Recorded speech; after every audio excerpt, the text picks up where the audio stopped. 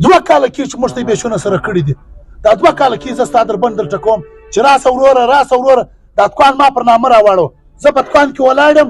کاروبار زه کوم پر نامه ستا دي. ته ولې پر نامه نه راړه؟ یاره کله دغه به راخبر کړې خو درواغ بېړم ته څه نه دي وایي. څه وخت به راخبر کړې څه وخت به راوړ پر نامه راواړه څوک خبر شو کلی لاسونه مه ځه راغورځه راړم مې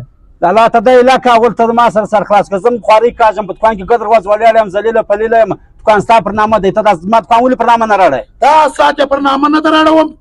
دا ستا دکان چې ته زما دکان پر نامه راواړوئ بیا زه ستا پر نامه راړوم دا ساعت نه راړوم. یې وروره دا دکان پر نامه ولې نه راړی؟ لاسونه مه ځه په خود ګایږه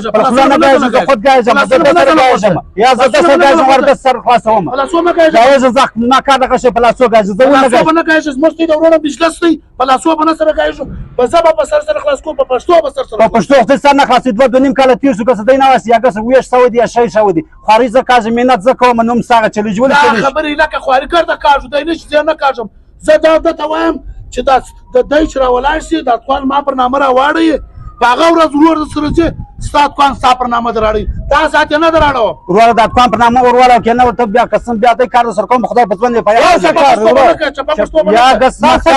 ورونه په مابین کې په بکواس بند دي بیا په بکواس نه کار دی زما کار دا زه دلته ولاړم ستا کار نشته ولې وکړو چې شرم وکړو څه شرم وکړه ستا که زه په دستور کې شرم شته ولې نشته زما 2 کاله زه خوارۍ کاږم په دکان باندې ولاړ نمونه ستا هغه چلیږي دغه ستا هغه چلیږي و خپل ځای غواړم زه دغه غواړم دا ځای څومره خوښېږي تا 2 خوښېږي ولې نه خوښېږي 2 کاله کېږي دا بیش سوی دی خود سوی دی تی دا خور ورغلي یاست دا خور په شپو راوستلې ده بس بیش وسو خپل بچیان مې سره بوتو مور یې ما ته راپرېښود تی دا مور نه راغلي یاست مور موږ څه کوو مور لالا ته به دې خوا مه بدوه او همیشه چې د ورونو بیش وسي مور یې له کسره سره یې له مشره سره وي ې وروره ته کشر ولې ومیان ته راغورځوې چې کشر ته نه یې زوی یا ستا نه دي خوندې ته ولې ځان چې کاږې خیر دی و تا ته زه نه غواړم دا مور زه ګسه غواړم نه مور په دا شي زه مور بالکل نه غواړم مور له ما زما له بچیانو سره بد کول زما له بچیانو سره روان شرونه کول ته یې را روان دي مور کشر سره شرم وکړه حیا وکړه خو ستا مور ستې مور ته در سره بوځي زه خپل دکان په نامه در راړم بس ته پوه شې کارم پوه لالا زه په بله خبره نه پوهېږم ته پوه شوې مور د پوه زه دکان خامخا غواړم لازمي غواړم زه یې غواړم دا اوس هم درته وایم نه که مور د خور د کې راخیستې دي بله در ودرېدل